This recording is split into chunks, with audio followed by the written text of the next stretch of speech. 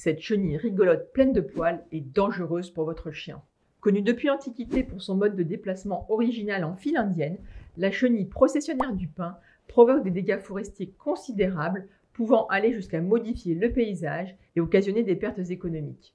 Au-delà de ça, elle est également responsable de problèmes médicaux chez les animaux et surtout chez les chiens. En hiver, les chenilles tissent un nid de soie à l'extrémité des branches de pin. Elles y passent les mois les plus froids, serrées les unes contre les autres.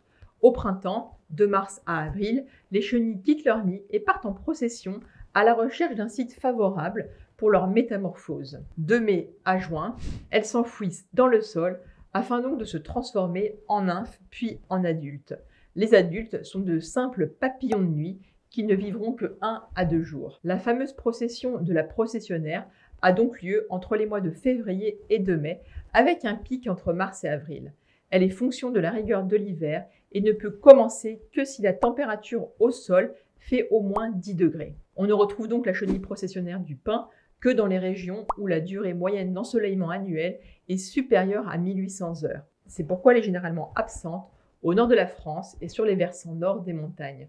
En France, on retrouve cette chenille le long de la côte méditerranéenne, en Corse, et sur la côte atlantique du Pays Basque jusqu'à la Bretagne. Toutefois, depuis quelques décennies, la processionnaire du pin progresse vers le nord et en altitude à cause du réchauffement climatique. Depuis les années 2000, elle est d'ailleurs aussi présente en Île-de-France. Attention toutefois, même si le nord et l'est sont encore préservés, ils sont touchés par une autre espèce de chenille cousine, la chenille processionnaire du chêne. Cette dernière fait ses processions un peu plus tard dans l'année, d'avril à août, avec un pic au mois de juin. Les espèces de chenilles processionnaires ont été finalement identifiées sur l'ensemble de la métropole.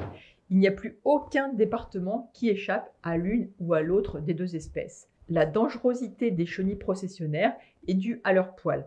Ceux-ci ont une structure particulière en forme de mini-harpon qui va agresser la peau et les muqueuses. Ils contiennent en plus une substance urticante, la tométopoïéine. Typiquement, les chiens se contaminent lorsqu'ils vont explorer avec leur gueule les processions de chenilles. Les jeunes chiens, plus curieux, sont principalement touchés. Les chats sont plus rarement touchés, plus malins, ils vont rester à l'écart. Les symptômes apparaissent rapidement après l'exposition aux poils, de quelques minutes à quelques heures. Inflammation, gonflement de la muqueuse buccale, des lèvres, de la langue, plus douleur. La langue va ensuite se couvrir d'ulcères qui peuvent aller jusqu'à la nécrose. Si un bout de langue se nécrose, il devra être coupé, ce qui pourrait par la suite entraver la survie de l'animal. Si votre chien est touché, il est impératif de consulter sans tarder votre vétérinaire.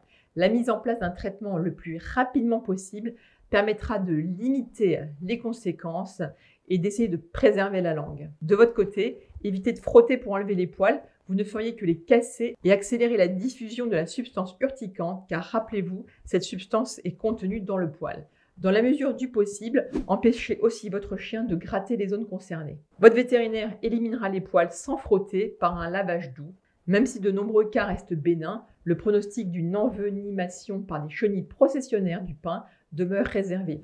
Lors de promenades en forêt, en période de procession, je vous recommande de tenir votre chien en laisse afin d'éviter que celui-ci n'entre en contact direct avec les chenilles, ou alors avec les nids, ou alors avec des supports infestés.